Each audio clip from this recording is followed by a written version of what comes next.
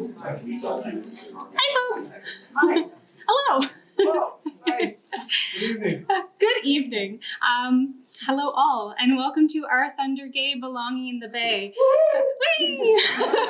We are so excited, if you can't tell, to have you all here this evening to learn about queer history and community in Thunder Bay from our amazing panelists and also from each other. So we wanted to start this evening with a land acknowledgement. So, my name is Sarah Silvestri, and I'm a white settler and a descendant of European colonizers. So I was born, not here, but on the traditional territory of the Haudenosaunee and the Mississaugas of the Credit First Nation in Burlington, Ontario. The land that I lived and grew up on is part of the Brant Tract Treaty of 1797. When I was younger, I understood all of these statements as historical facts, but I didn't fully unpack them until I was in my late 20s. That meant that I was living on stolen land and that my life on that land came at the cost of the generational and systemic oppression of Indigenous folks. So when I moved to Thunder Bay, I learned that this land, which I am so grateful and so excited to live on now, is part of the traditional territory and the current home of Fort William First Nation and countless generations of Anishinaabe and Métis folk.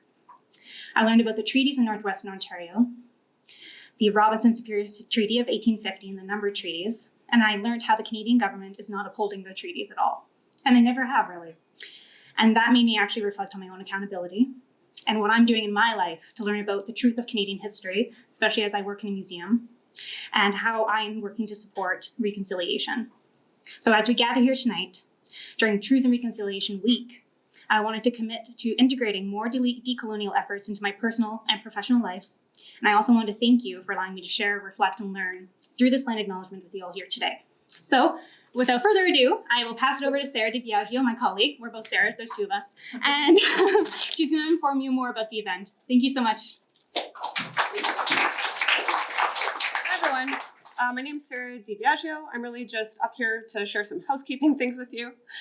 So thank you all for being here tonight. Really important to be building these multi-generational relationships within our queer community and be learning from each other all the time and also making new friends. So to the housekeeping things, there's a washroom located just outside of the elevators on the right-hand side. There are also gender-neutral washrooms on the second floor, which is very empty and scary right now. We just had an exhibit move out. Don't be alarmed. You can go down there. You can use the washrooms. One of your event leaders, so that's me, Sarah, or that Sarah, will be either at the front or at the back. If you require anything during this evening, accommodations whatsoever, just let us know. We're happy to help. And please help yourself to caffeinated coffee. We have orange pico tea and some snacks. Please notice that the snacks are fully packaged. If there's someone at home you'd like to bring snacks home for, or if you'd like to tuck them in your bag for later in the week, you absolutely can. Please feel free to take them. So thanks so much. So we're going to welcome up our first panelist.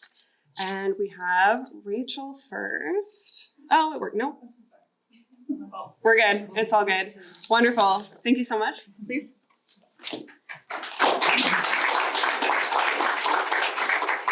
Bonjour, thank you.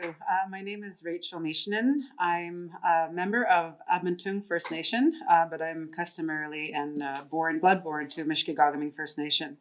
My mother is Ojibwe and my father is French, and I am not Métis because Métis come from a certain place. I am a status Indian, Treaty Indian with Treaty 9 as well. And my son is a member and is born to Fort William First Nation here in Thunder Bay. Thank you all for coming tonight and thank you for the invitation. It's really great to be here. It's really great to see some familiar faces again and it seems like this is the only time that maybe, I get to see these good looking faces because we're either busy living our lives or traveling for work but it's just really good to be here. So thank you so much for that and for the invite. I think it's a really great opportunity to kind of just think about the place that we live in.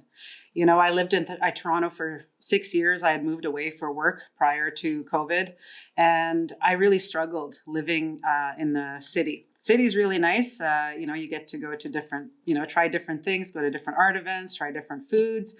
But after a while, like all those things, cost money and you're kind of forced to stay home sometimes.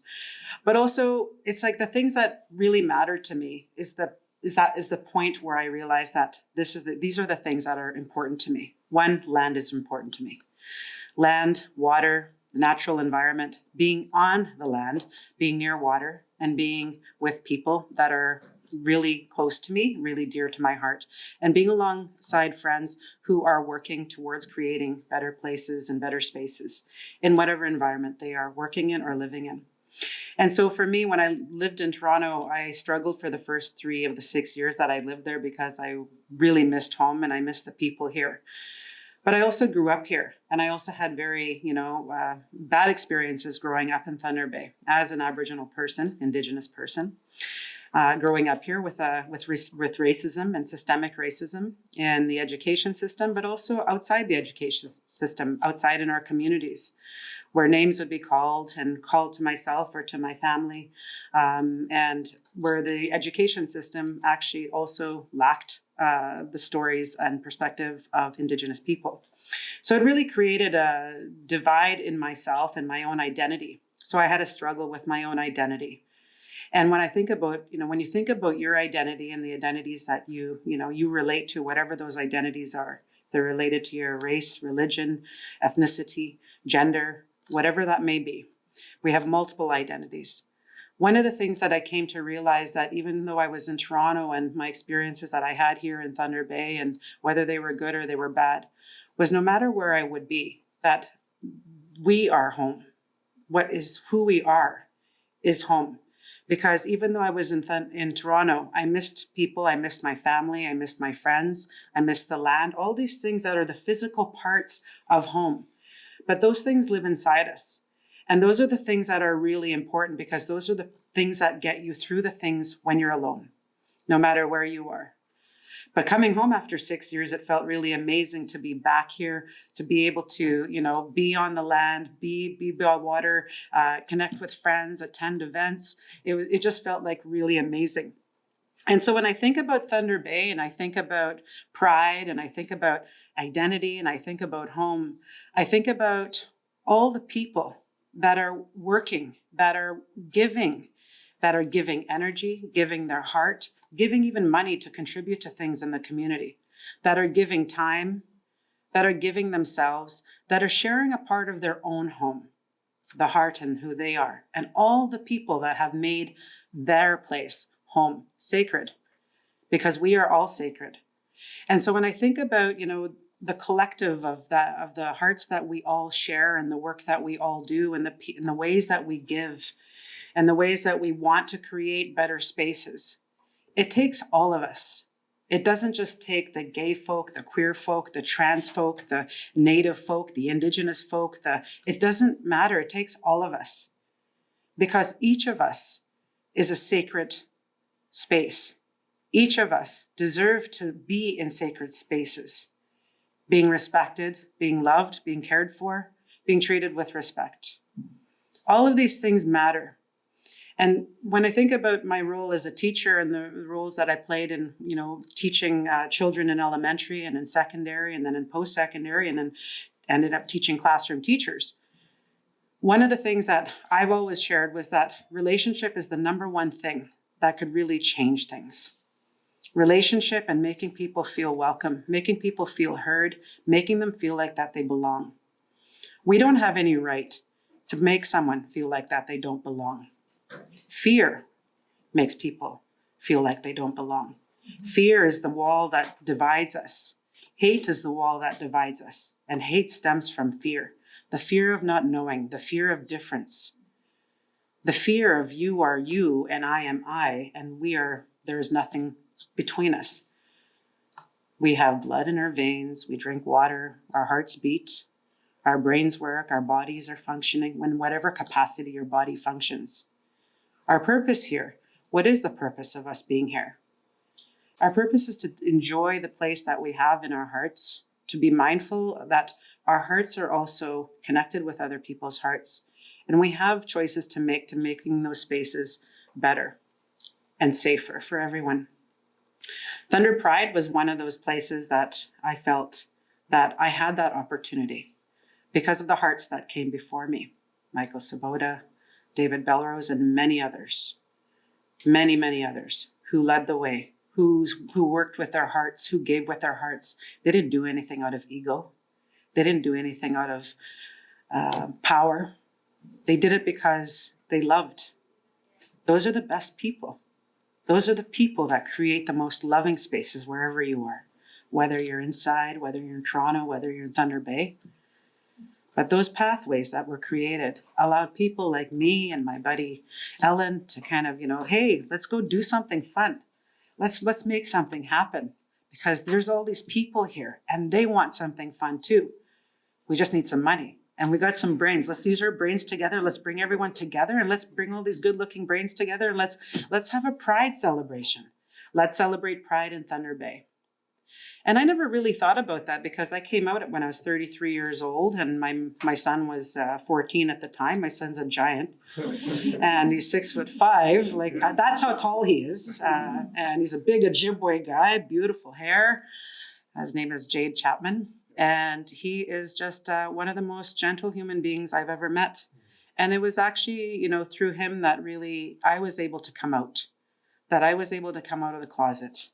I was loved by one person. I just needed to know that I was loved by one person. I was accepted by one. And why shouldn't I be? Because I loved and accepted everyone. But that's not always the case. And sometimes the people that we love and that should be loving us unconditionally sometimes do put up conditions based on whatever fears that they carry with them. And so there's been a lot of learning that has happened in that space, in that time as we go. Now I'm 51. I think I was 33 or 36. I definitely had longer hair in there. But I really enjoyed the journey, and I enjoyed the opportunity to connect with people, because Thunder Bay is such a beautiful, amazing place. Coming back to Thunder Bay, when I think, for me, I can get up in the morning, I work remote, I can get up in the morning at 6 a.m. because I get up early.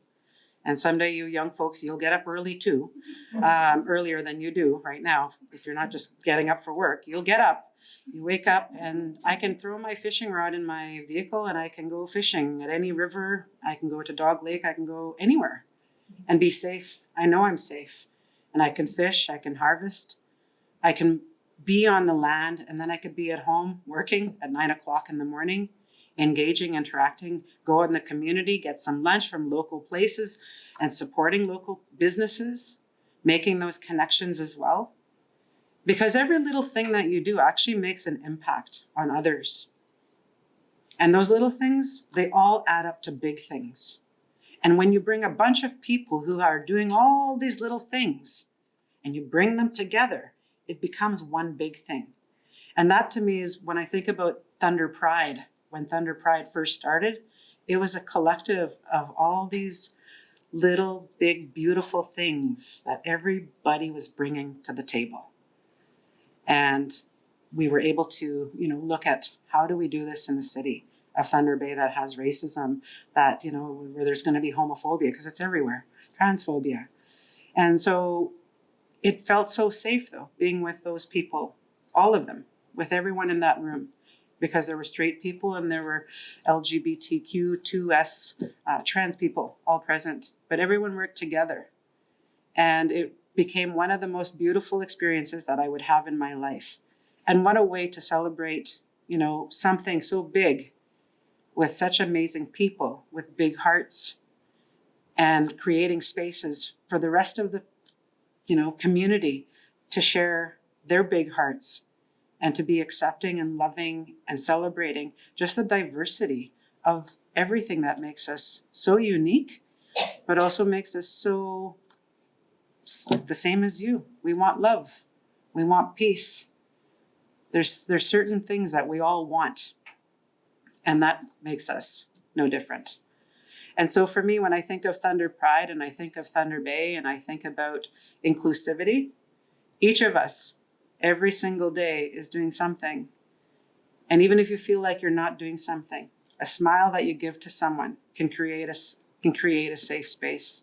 The way, the tone of your voice and how you interact with someone, how you look at someone, giving someone a nod, just the simple things like that can really make a difference in someone's life.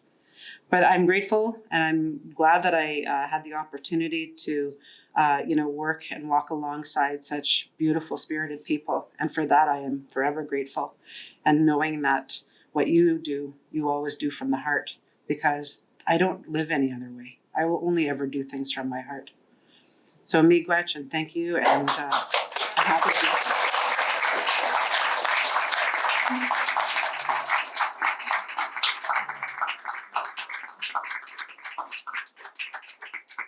Thank you so much. We'll have Ellen Chambers up next. Thank you.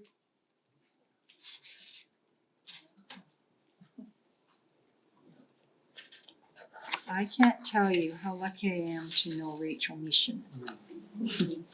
She is, as you can see, she's a remarkable person, and I thank her for that Thunder Pride, because I can't speak as beautifully, as eloquently as her. I'll give a few more, maybe more of a story here. And I guess I'll start where Rachel left off. I was a union leader at the time, and Rachel was in the union. It was teachers' union. And she hops into the office, into a meeting, and says, "We need to do something about pride." I said, "Sure." And that was it. We had no idea what we were going to do. We just knew. It was that whole thing. She knows intuitively that there are people with big hearts, and I knew, well, yes, let's do it. This is another thing we can organize. So off we went. And for those of you, there's lots of people in this room who know a lot about Thunder Pride, who were there, who maybe watched from the sidelines or visited. But an email went out from my office to union leaders, to people I knew, David Belrose, Colin Graham, Michael Sabota, sure, Jason, I sent you one. And people came. And if you think about it, it was 2 weeks before Christmas. It was ridiculous. We didn't even look at the date. And we met in a room with about 20 people, and we had this grand person from ETFO. It was the union we were in. And she was the communications officer for the whole province of Ontario. And Valerie said, well, we should have this. She had a plan, because that's what she does. She was also a marketing person. So off there was a list of things. We'll have a poetry night, an art night. We'll have a memory walk or something for the memory of people lost with AIDS. And we'll have music and a drag show. And there was a whole bunch of other things. But I think those were the things that we undertook. And it was going to be a week. And we weren't going to have a parade because we didn't want that. We're very cognizant of the fact that we could have people possibly attacking us in various different ways. And they didn't. But as we know now, sadly, we've entered a new age of despair, I would say. But I'm not going to go on about that one because I think we're pretty sure about that. So that's what happened with Thunder Pride. And there were many wonderful people, and it was a heady time, but a lot of work. And we are very proud to have been the people that just sort of had the idea, but we weren't the people. It was everybody, and everybody who showed up, and everybody who kept showing up, and everybody who would come the next year and the next year, and the people who came and took over and are still continuing to take over. Scotia and Jason sit in the back and work extremely hard under huge, difficult circumstances these days to make sure that we know that people in Thunder Bay have a big heart and really want our city to be free of discrimination and hate. But I'm here also as, like, Rachel invited me. Rachel's always inviting me. She's always doing that.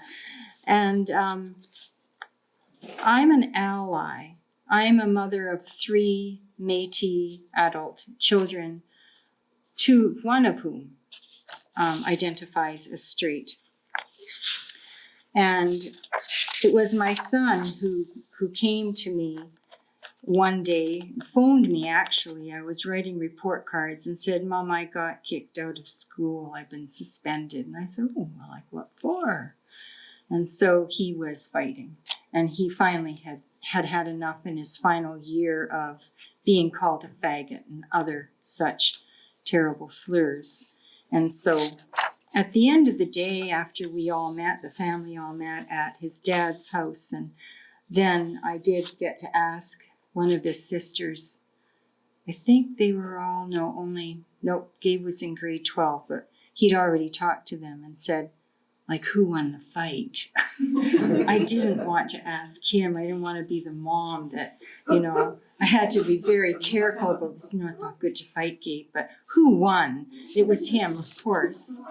But that was the beginning for me of a journey that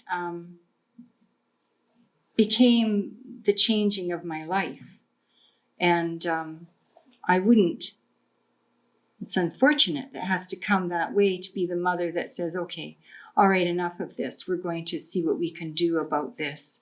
And my son, who is gay, I usually have to ask him permission to talk about this. I'm going to talk about my side of the story. And he's not here. He's in Winnipeg. I just let him know that this was happening. And, little boy, grade 8, called gay by his bus driver. And, doesn't tell mom, though. He didn't tell mom that. I thought he was okay. And then he gets to high school and comes home, grade 9, says, yeah, they're calling me a fag. Doesn't tell me the other things that they're saying about him. And I said, well, what do you do?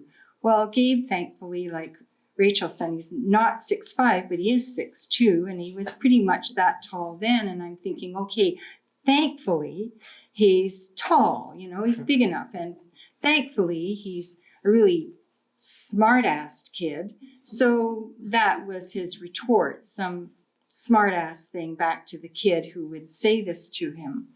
And I thought, okay, all right, he's doing okay. That's okay. This is the mother who, wants to make sure his son is okay. So we fast forward to grade 12, and this is still going on in his life, and I'm still kind of saying things like that. But the beginning of grade 12, as a mother, my first thought was, I hope someone doesn't kill him this year, because, it's a mother thought. And they didn't, but that was the year he had a fight in November. And as I said, he came home to his dad's, and we all met there, and it was like, okay, what are we going to do? This is not acceptable. So what are we going to do? And I was a teacher, and I thought, well, you can't do this. This is not right.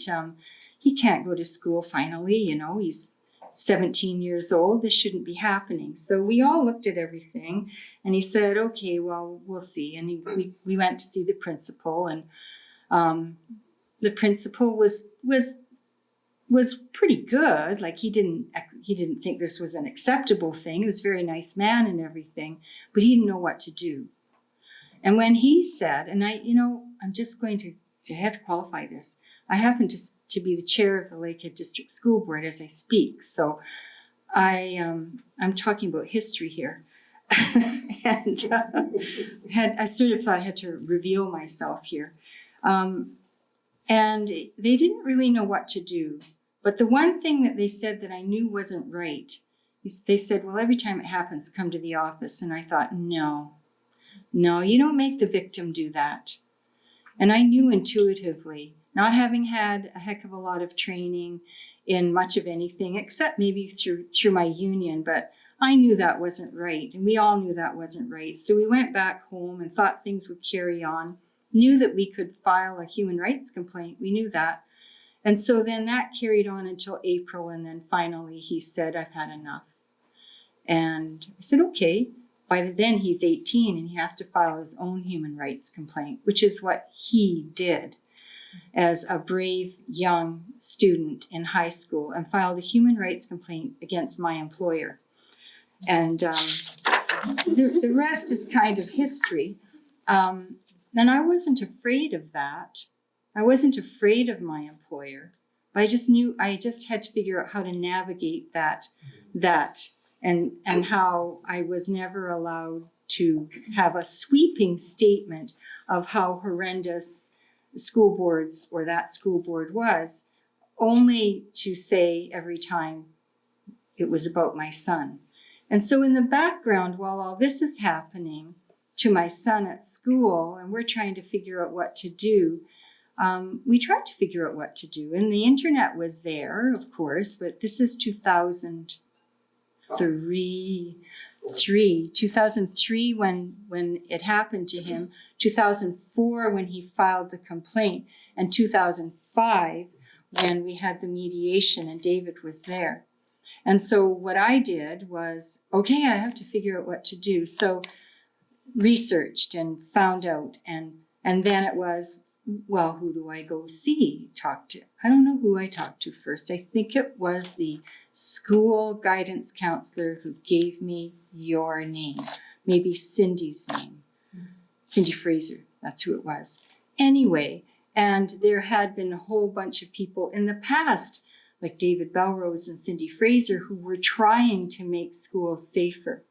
And I remember when I finally met with David and he said, we were waiting for somebody to finally do this. So a parent, I remember you saying that. Waiting for a parent to take it on or a kid to take it on. And Gabe's human rights complaint was the first one filed by a gay student in Canada. The only one before that was similar with really horrendous details, was by a young man named Gibran in Vancouver. He wasn't gay, but everybody was treating him with the hatred that they felt he deserved because they thought he was gay. And that was a settled case. So there were 2 cases in Canada. So his was the second. And then out of it, we wanted, so my daughter and I, after a lot of research and meeting with great people in Thunder Bay, presented the principal with a binder, which I still own, with a whole bunch of, like I tried to get policies from other school boards and how do you, hate, how to, 10 things you can say to stop hate in the hallway, and just this whole binder. And I remember taking it to the principal with my daughter, and he said, well, you want me to do this? And I said, I don't want you to do anything. I want the school board to do this. And so they kind of looked at me, and it took a long time. It took a long time, and I still feel this way. I still had a conversation the other day with somebody about pronouns and this wretched, disgusting hatred that's going on right now, and my despair at politicians and not understanding why more politicians don't stand up. And I don't get why they just can't do it. And still to this day, even though I think it took almost 10 years for the 2 complaints that my son eventually filed, for everything in those complaints to be part of the remedy. And the last one that took the longest was policy. So Lakehead District School Boards has a distinct and separate policy on sexual orientation and gender identity. And it is one of the few boards that has that even now. I never, and I still will never understand why it takes so long, the grindingly slow process of government and such. But it did, and we just kept at it. And so it was my son that, that mother that had to say, okay, well, you can't do this to my kid. But it wasn't that. In the end, by the time Gabe, all this came out, he was graduated and off doing his own life. But the one thing that he said, and it gets me every time, is I don't want another kid to have to go through this. And they still go through this. And the hatred that's going towards trans kids is unbelievable. I don't understand it. I don't like to say I hate, not after my beautiful Rachel says so much about how there's so much in your heart. So I can't understand how that happens when there's so many people in this room that nobody feels that way. And there's so many people sitting in this room and the people that are sitting behind them that came before them that worked so hard to get where we are today. And I'm just going to end it here, thanking the museum for our gay belonging in Thunder Bay. I really appreciate this. Thank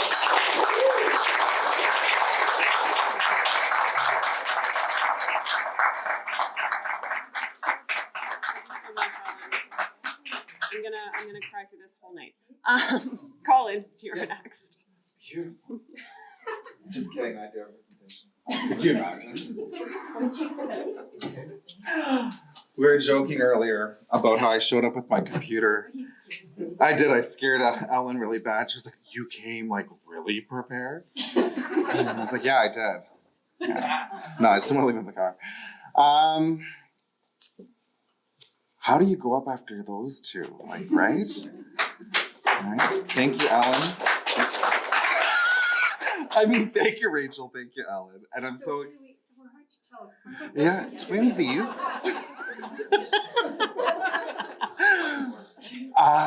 And it's great to be amongst the panelists here tonight. So many of I actually worked with, some I'm meeting for the first time, and I'm excited to meet you. So welcome.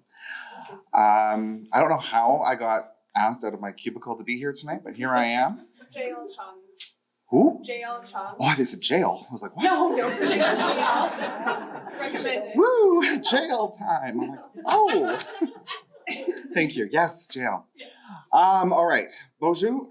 Nigani Gabo Nishnakaz. Ochi Chagwe Babagona Gendonji Atikdodem. So, just briefly, what I said there is my spirit name, which is the one who stands first, translates to the one who stands first. However, tonight, thanks to Sarah, I am the one who stands third. Should have told her what my name was before we did this. What I love about spirit names, or what our spirit names are, at least from the territory in which I come from, is that we are not our name. Right? It's our responsibility, our inherent responsibility to live up to become and be that name. So I do my best to challenge myself to claim space, claim my identity in spaces to be able to live up to the ancestors who came before me. I said Ochi Chagwe Babagonigan Ndonji, so that means that's the community in which I come from. So it is an honor to be able to speak here in the traditional territories of Fort William First Nation, now overseen by my friend, Michelle Solomon, signatory Treaty Robinson Superior 1850. Yeah. Woo!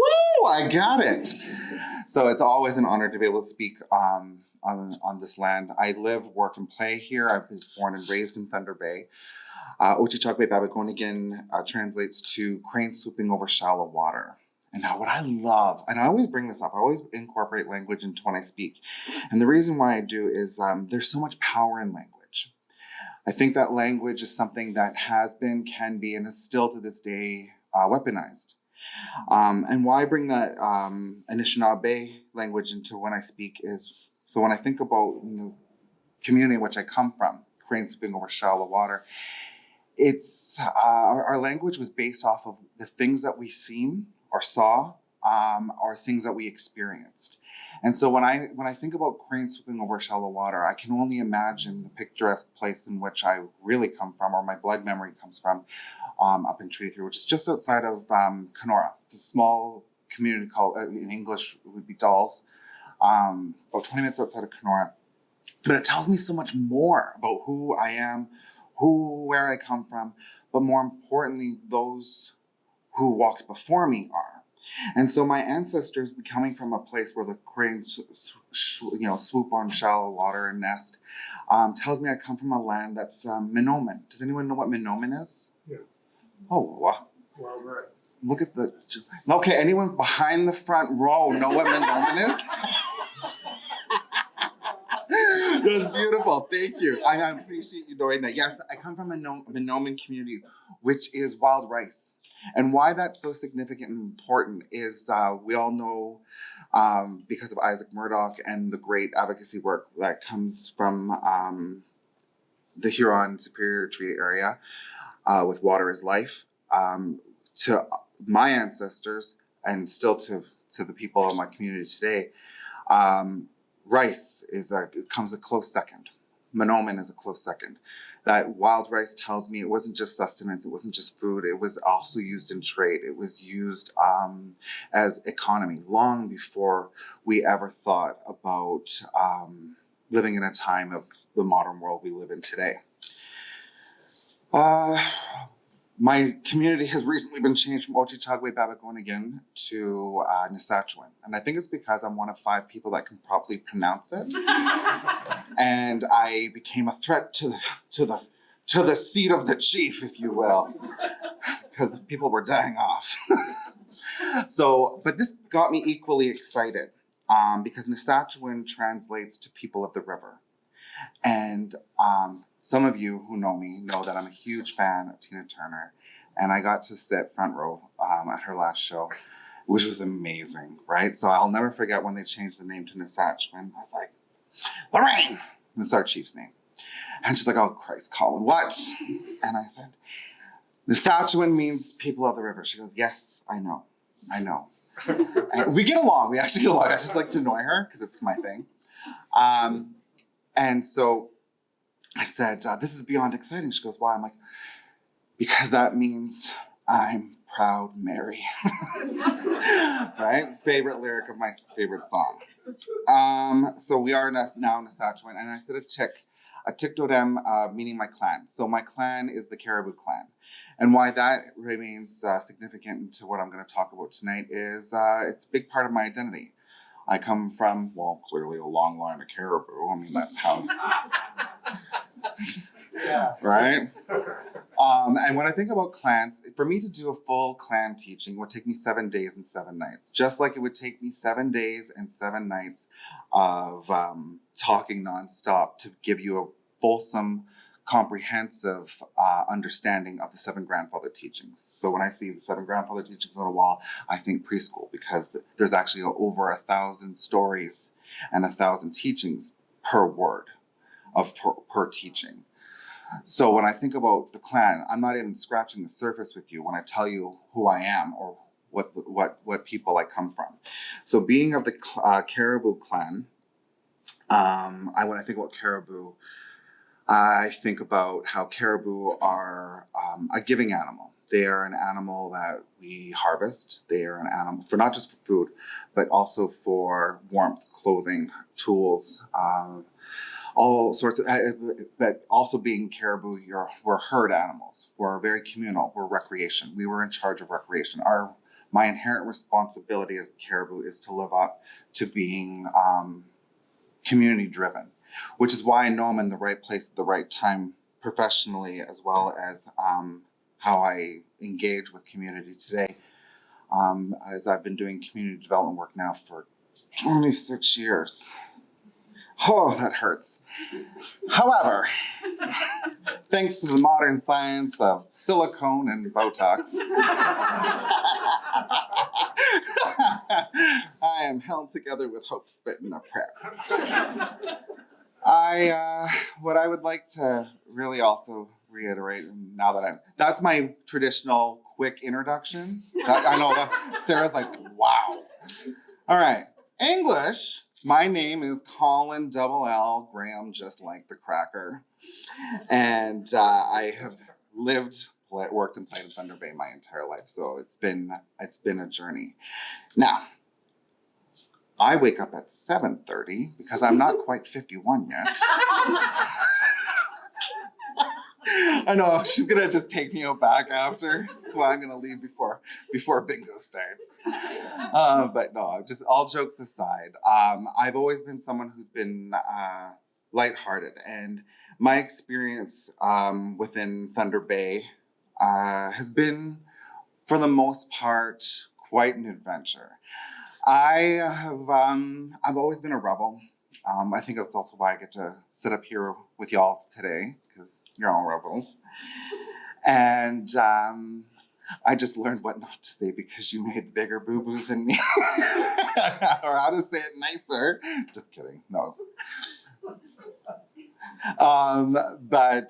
Yeah, when I think about community and belonging, I think about contribution, and I think about how my story within community was more based off of survival. I grew up in a time as a teenager in Thunder Bay when wasn't just not safe because it's Thunder Bay in the the early 90s, but it was at a time where there was a lot of discovery, I think, as a community. I remember going out underage to Ogden socials. I loved those socials. Bad fashion, wafting poppers in the air. Yourself, bad fashion. I have pictures, Michelle, you're in them. But I remember going not just for the sake of going to these dances. I was going because for the longest time, because of lack of representation, I thought I was the only gay in Thunder Bay. And so I was not going out because I wanted to party or I wanted to, partake in adult activity. However, I wanted to do something for myself in which helped me belong. And for me, I found that in Thunder Bay's underground night scene because that's what we had at the time. Fast tracking forward through that, I managed to build a sense of community and family amongst even the more what's the word I'm looking for? I almost said migration. It's not migration. Oh, I had a small stroke today, Sarah. Sorry.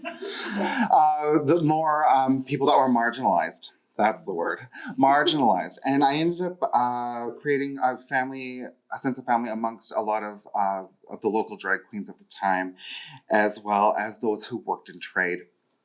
And when I say trade, I mean that had worked in sex trade. And I learned a lot about myself. I learned a lot about the importance of belonging and connecting. I learned and experienced a lot of lateral violence from all sorts of different pockets and factions within our community. And that's what I think even helped push me towards pursuing a career in my younger years as a drag queen, and I was actually quite successful. I had many afforded opportunities to me to be able to travel across Canada, and where I used my ability to perform to pay for school, which was fun. But I had always made community and home with the rebels, I guess. Which oftentimes were those who worked, as I said, in the drag community or the entertainment world. A lot of sex trade workers, and I'll get to why that's important. Or all the misfits, if you will. I made home with misfits. It just felt right. For me, growing up and stepping into adult shoes, if you will. Don't look at them, Rachel. They're just, just hide them. No, I think about the inherent roles and responsibility that come with who I am. I think about my contribution back to community. And my contribution back to community has been one of following in the footsteps who came before me. That's where Michael and David come in by helping me shape my professional career, which was around building capacity around reducing stigma for those who were living with or affected by HIV and AIDS. And I was afforded the platform to do so with an Indigenous lens. So at this time, I would acknowledge those from the sector, Tony Nobis, Laverne Minette, who taught me everything I know in the respect to mobilizing to meet the emerging trends of an Indigenous health crisis. And because of that, working with marginalized populations, it's helped me build a whole new, be a part of the building of a new sector around anti-human trafficking. And I do so with an Indigenous lens today. And why I mentioned earlier the sex trade workers is drag queens and those who worked in sex trade speak a very similar language. And it's helped me realize that in today's contemporary society, the importance of the Ogokwe or the Ogokwe Nini. I will rarely use the word Two-Spirit. I'm not a fan of it. It's a word that the term Two-Spirit came from 1996 at the first Two-Spirit International Gathering, which happened in Manitoba. And when I talked about the importance of language, the power behind language. In the territory in which I come from, we have words and teachings to describe who we are, and that would be the Ogokwe or the Ogokwe Nini. And why I bring mention to that, in the Ogokwe Nini, we're much bigger than, we are much bigger than our sexuality, our gender. The Ogokwe and the Ogokwe Nini have everything to do with inherent roles and responsibility with the community. Now, the Ogokwe and the Ogokwe Nini would be from children raised in their natural born gifts. So like, I was never gonna be a basket weaver because you would probably get a plate or a doormat, not a basket. So I'd most likely be one that was working within storytelling, capacity building. The Ogokwe and the Ogokwe Nini, apart from arts and crafts, say, were actually a big part of governance, Indigenous leadership and governance structure, which it makes sense. Anytime you walk down, the gay neighborhoods, if you will, what's the first thing you see? You see the, hey, right? Totally makes sense. We were sent out as emissaries. We were sent out to build relationships. And I think outside of just the political scene, we were also very much so a part of healing and wellness strategies as mediators, as medicine people. And why, again, why I'm going there is when I think about the contemporary time in which we live, we still have a very important role to play. And that role as today would be change makers. We're change makers. And I know we were talking earlier about where you're starting to see a surge in lateral violence again, coming from not just from the States, but it's bleeding into different mindsets that share political views with the States. What I think, I want to do it for time. Am I killing you, eh? Or that introduction killed us. I think what I'll do, and you can talk to me after if you got more questions, I got lots to say. When I think about being a change maker, I think about the importance of responsibility. Before colonialism, Indigenous people, let me rephrase, the Anishinaabe, the Ojibwe people, it wasn't that they held in reverence of Two-Spirit or Ogokwe Ogokwe Nini. It was community wealth was based off of how many Ogokwe you had, or Ogokwe Nini you had in your community, because the more that you had meant the ability to shift and be those change makers for the betterment and survival of our community. So in this time where we're seeing this surge in violence, I'd like to leave you with a quote that I came up with at our own Thunder Pride this year in response to what was happening in the States. Fully aware of knowing that was going to come up here. And so what I ended up saying, I was on a roll this night, was in this time of reformation and change across Turtle Island, it's important that we don't lose sight of inclusive community. We need to stop being distracted by external influences that divide, separate, and hinder the strength of our community. Community wealth was once historically seen on how many Two-Spirit people, I loosely use that word, were in community. When we raise Two-Spirit people and LGBTQ plus people in strength, understanding, and connection, we build on our inherent rights as Indigenous people. So with that, didn't want to cut too much time, but thanks. All right, ciao, ciao.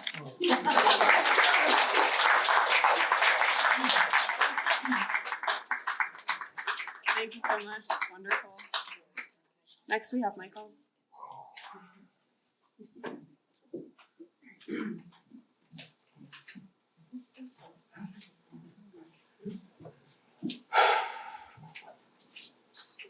This is so awesome. Wow.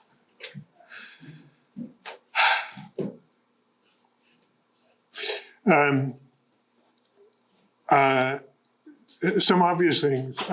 I'm an immigrant. I'm white. I'm a settler, and it's the framework that I will bring to this discussion. I'm humbled to be included in the discussion. I am so grateful to see so many of you come to the room to hear this. I've heard many of you in the room speak in other forums. You could equally be up here sharing your stories, giving us your wisdom, telling us about who you are and why it's important to be here in Thunder Bay. So I've been given this opportunity to add to this. And I'm going to share with you something that occurred for me this past summer. One of the things that I am grateful for is I get invited to speak in Thunder Bay classrooms. This past summer, a teacher invited me into one of our high schools. I had been there previously, but not for several years. The teacher is a good person. He teaches history in this classroom, and it was June. It was Pride Month, and I go, what can I bring to them? And he's a good teacher, and his kids, my experience of being in that classroom before is these kids are really smart. He forces them the day before a visitor comes in to prepare questions. So I know I'm going to get good stuff thrown at me when I come in. So what do I bring into the room? This is a history class, so I'm going to start with a significant and important year for me, and I think for all of us in the room as well. And I'll start on this side of the border, Ottawa. 1969 is the year. Pierre Trudeau, Papa, was then the Justice Minister in the cabinet of Lester Pearson. He proposed the most dramatic and significant changes to Canada's judicial legislation relating to sexual activities that were revolutionary at the time. Those changes were passed with all party support, a little bit of conservative grumbling and dissension, in June of that year, 1969. And what did he say in a media scrum? He was really good in media scrums. What did he say in a media scrum about that legislation? The state has no business in the bedrooms of the nation. If you remember anything tonight, take that home with you. I think it was the first federal government of any kind that I'd ever known to say something like that. The state has no business in the bedrooms of the nation, and believe it. Canada did that, 1969. Also in June 1969, across the border in New York, Stonewall occurred, same month. The Stonewall riots began in a small neighborhood bar where all kinds of diversities in the LGBTQ plus community, but that's what they were not known as then. They were the queer community in New York City. They gathered in these neighborhood bars furtively. They were abused. They would get watered down drinks, and the bars were frequently raided by the police, and they were harassed. And one night, a bunch of them, led by some trans individuals and drag queens, said, enough is enough, no more shit, we're not gonna take this. And they went outside and started throwing rocks at the police. Those riots lasted for 3 days. And on the second day of the Stonewall riots, Judy Garland died. But the Stonewall riots, for many of us, were the beginning of standing up, we're not going to take this anymore. And that ripple effect, as we've seen, has gone through decades and other generations of taking a stand not to put up with that kind of harassment anymore. So, Pierre Trudeau, the Stonewall riots, Judy Garland's death. A month later, Woodstock Festival happened in upstate New York. What does that have to do with us? It was this music festival of free love. If you've seen the movie or listened to the music, you probably love it as much as I do. But Woodstock would not have happened if not for a gay man. 2 weeks before the Woodstock event, the organizers lost their license and the site to hold the festival on. 2 weeks before it was supposed to happen. They were frantic. Well, here was this little guy, his name was Elliot Tabor. Remember this, Elliot Tabor. He lived next to this big farm owned by Max Yasgur. And he was friends with Max Yasgur. And Elliot was a gay man. He went over, talked with Max. They met with the producers. The agreement was made. Woodstock was going to happen on Max Yasgur's farm, and the rest is history. It was the biggest musical festival to that time in North America. The catalyst was a gay man who helped to get it going. So that was August. 1 month later, September 1969, this young man, Michael Sabota, crossed the Pigeon River and arrived in Fort William. I had never been to Canada. I didn't know what the hell I was walking into or where I was. And it was Fort William. This was before Thunder Bay existed, in the fall of 1969. And I landed in Kaministiquia, which is a place where so many of my changes occurred in this wonderful rural environment.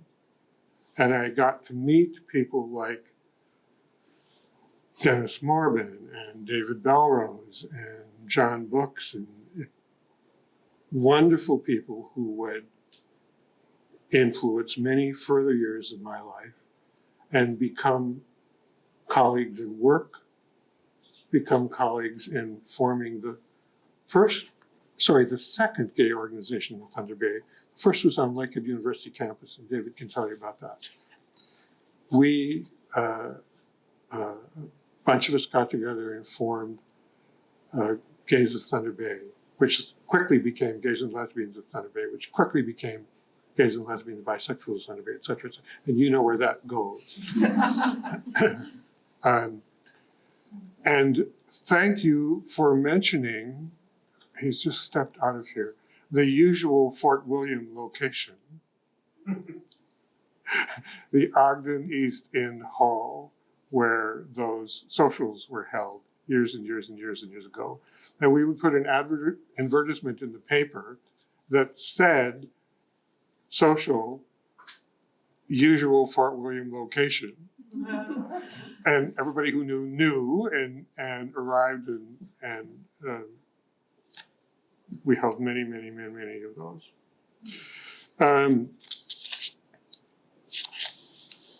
we went on to, after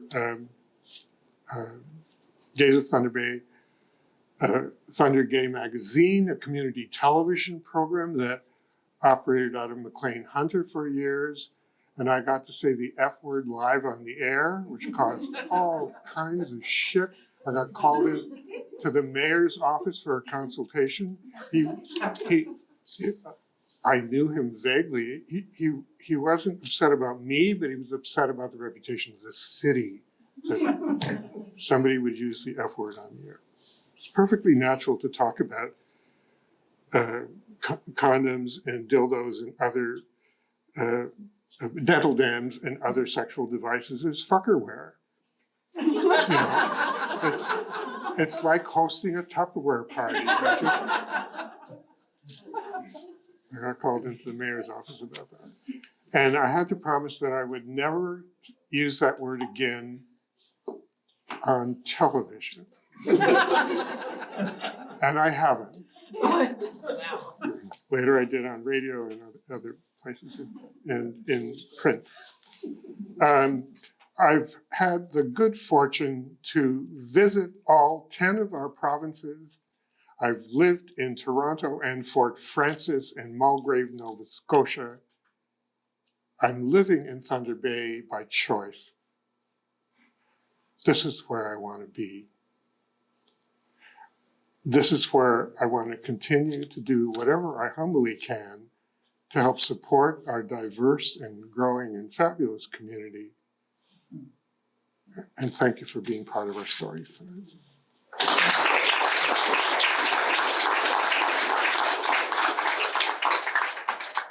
Thank you so much. That was wonderful. And Chris?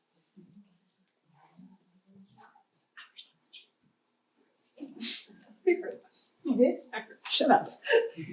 I said I wish that was gin. About my water. Although I can often be found on stage, public speaking is not one of my things. And I was racking my brain. I'm pretty sure this is the first time I've ever done anything like this. So I will be reading what I wrote. I did prepare ahead of time. I cannot be trusted to speak openly, or who knows what we'll end up talking about. I will do my best to look up at least once. My name is Chris Tompkins. My pronouns are they, she, and I am the owner operator of the Loud Women Collective here in Thunder Bay. If you don't know my business, it is a feminist queer bookstore located in the Goods & Co Market. I am not generally fond of labels, but here are a few things that will tell you pretty much all you need to know about me. First and foremost, I am a loud, angry, unapologetic, queer feminist in my feral 40s. I said earlier that I wasn't going to tell them how old I was until part of my speech, right? I have had careers as a hairstylist and barista trainer, and I am now a small business owner. I am a musician and sometimes actor. I am an avid reader that prefers audiobooks because I am neurodivergent. I am a partner, I am a parent, and I am non-binary. I became, or rather embraced, 5 of these identities since moving to Thunder Bay in 2019. I have become the truest, most authentic version of me in this city, and it is because of the way I've been welcomed, supported, and loved by the 2S LGBTQIA+ community. All right. When I opened this storefront in November of 2021, I did so with a small shelf of books and a rack of teas. And I thought, all right, let's just get through these first few months, and then I can let everyone know what I'm really trying to do here.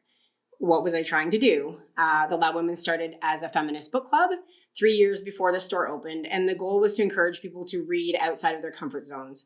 I curate the list annually, trying to cover as many social justice topics as I can with new release books. I started making size-inclusive teas so that conversations could continue outside of the book club. And then I opened the store so I could have more reach to start these conversations and also provide space for other local feminist and queer makers to sell their products who didn't have the time, energy, means, privilege to have their own storefront. I wanted to push for change on a community level. But I didn't need to wait. The community saw my little space and knew what it was from day one. I've been told it's because Thunder Bay was starving for it. I opened my doors and I felt truly seen for the first time in my life. I am someone who talks a lot, and I didn't need to say anything. You saw me. I took a huge chance creating this fun little space, and so quickly it took on a life of its own. I'm not saying I don't work hard, because I definitely do, but the direction it's moved in has been all you. I got in some cool kids books, you asked for more. I carry books on so many topics, but you come in and say, I want to learn more about this. And I fall down like a wormhole sometimes for days of searching for books to fill the gaps. And now I lost my place. We started with 2 small ladder shelves of new and used books, and now the LWC is undeniably a bookstore, but somehow like so much more than a store.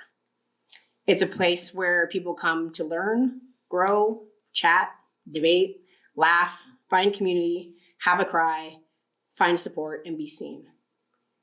The moments of joy, as I call them, are immeasurable. I love coming to the shop every day, and I am so lucky and grateful for the space that we have made together. When I think about belonging, I think of 12-year-old me, super weird, creative, too loud, too much, being shoved into this box of girl and never fitting.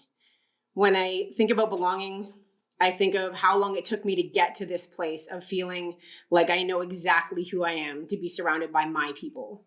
How exciting and terrifying it must be to be young now, to have the language and resources that so many of us only got as adults. I think of what it means to belong to this community and the weight of responsibility that comes with being a part of it and someone who advocates for it. On that note, this is not a time to be quiet. It is a time to be loud and stand in solidarity with our trans siblings. The rising hate against the 2S LGBTQIA+ community is terrifying here and across the globe, and our city's lack of response is deeply disappointing, and I urge all of us to push for action. I am continuously humbled by your support and trust, and I promise to keep pushing for the change that I believe is possible here in Thunder Bay. Woo! Thank you for having me.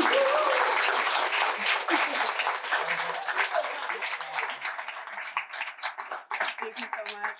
So we'll have our final panelist, David, who has, oh gosh. Okay, I had a transition. Fun.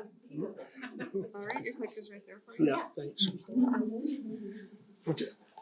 Well, I guess as the oldest, I was saved for last. As the oldest. And although I have spoken a lot, I have notes because I was trying to make sure I could keep this to the 10 minutes. I'm a cis, gendered, white, gay, well actually no, I call myself queer, male, elder, and I use the pronouns he and they.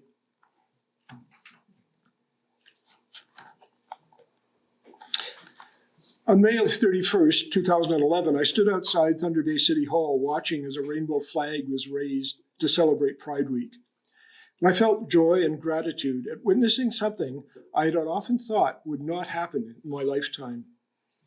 My experience of queer community and belonging in Thunder Bay may be a somewhat different trajectory from many others. For me, it was not just a question of finding community, it was also a process of helping to build community.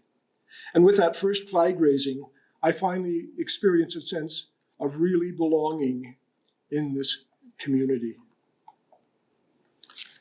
Now, I was born in 1942 in Port Arthur, long before Thunder Bay became a reality. Growing up here, I graduated high school in 1961 with my sexuality still unexplored. Over the next decade, I acknowledged that I was gay, graduated university with a history degree, which may explain my notes, and served 4 years as an officer in the Canadian Armed Forces. Now, leaving the force in 1970, because despite the changes in the law in 1969, the Canadian Forces didn't want to accept that change. Well, that wasn't the only reason, but it was part of it. And leaving in 1970, I spent a year in Toronto and met my first boyfriend. Now, returning to the new city of Thunder Bay in 1971 for graduate work at Lakehead University, I didn't try to reconnect with old friends, but slowly began to seek out any signs of a fledgling queer community. And I am going to be using the term queer tonight in lieu of the long list of names. So I'm old enough, I can choose the term I want to use. There you are. So one evening I went out for a drink in the fountain room at the Prince Arthur Hotel. At another table were a gay couple I had previously seen at a public event, but I hadn't spoken to. And one of them came over and invited me to join them. And that was the start of my ongoing involvement in the queer community. Now, in those days, for men, there were a few house parties, and some bars were gathering spots. And to my knowledge, the first organization supportive of lesbian and gay rights was the Northern Women's Center, established in 1973. And in 1974, while still at Lakehead University, I worked with others to establish an official club called, as Michael said, Lakehead Gay Liberation. Now, most of the members left for Toronto that summer, and my attempts to revive it were not successful. Now, in those days, the Mona Lisa Tavern on Simpson Street, you can see the building, was a queer gathering place, and there were some signs of violence at that time. By 1975, the Backstreet Athletic Club opened in the Blue Hall just down the street. The Norwest Community Health Center is there now. Backstreet operated from 1975 to 1980 and provided an inclusive gathering place for queer folk. And in 1979, a group of gay men formed the Backstreet Auxiliary, looking to work for a more political and educational approach to community.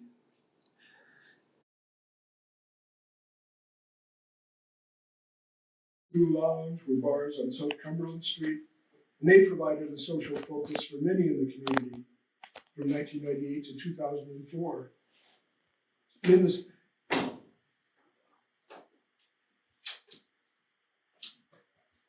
in the summer of 1999, some University of Toronto students came to Thunder Bay as part of a Priscilla Queen of the North tour. We had a great weekend, including a party at our house, and you can see the large group of people that were gathered at that time.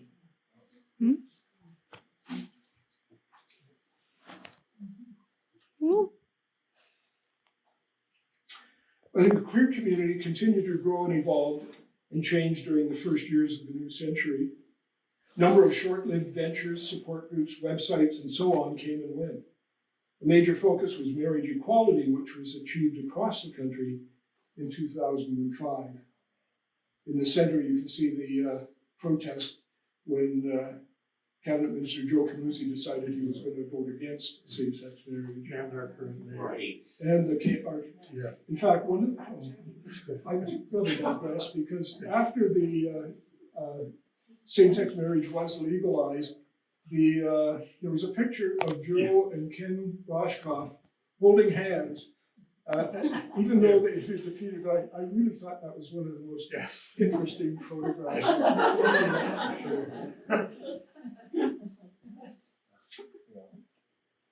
Pride events were slower to emerge.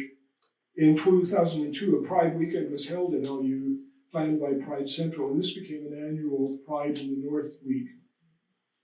I retired from AIDS Thunder Bay in 2007.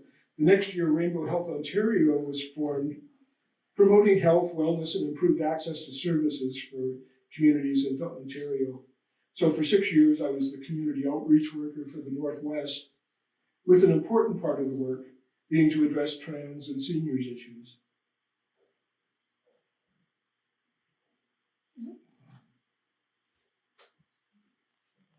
Yeah, oh no, that was,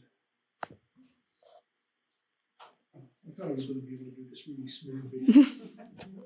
Anyway, 2011 was a pivotal year, and we've already heard much about that. But in February, Thunder Bay City Council unanimously endorsed Thunder Pride.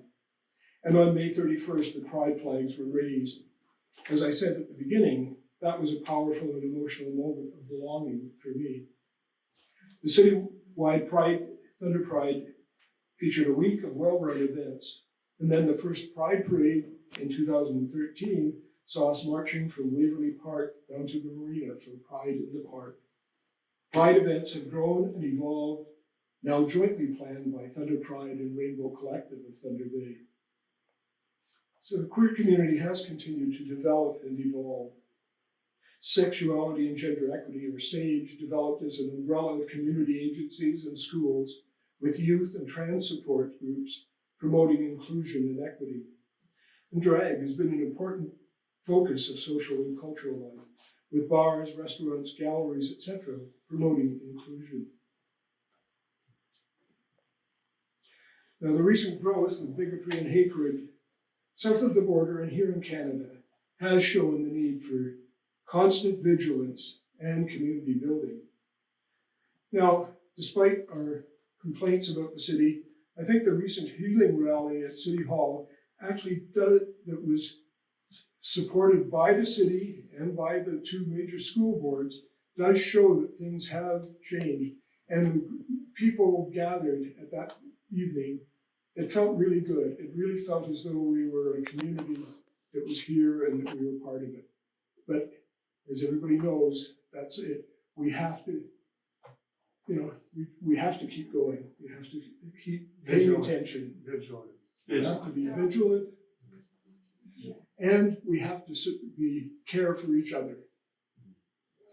So looking back over half a century, I feel grateful to have been part of an evolving queer community in Thunder Bay. I do belong here, as do we all. And I look to the younger generations now to maintain and to grow this inclusive queer community as part of the larger community. So,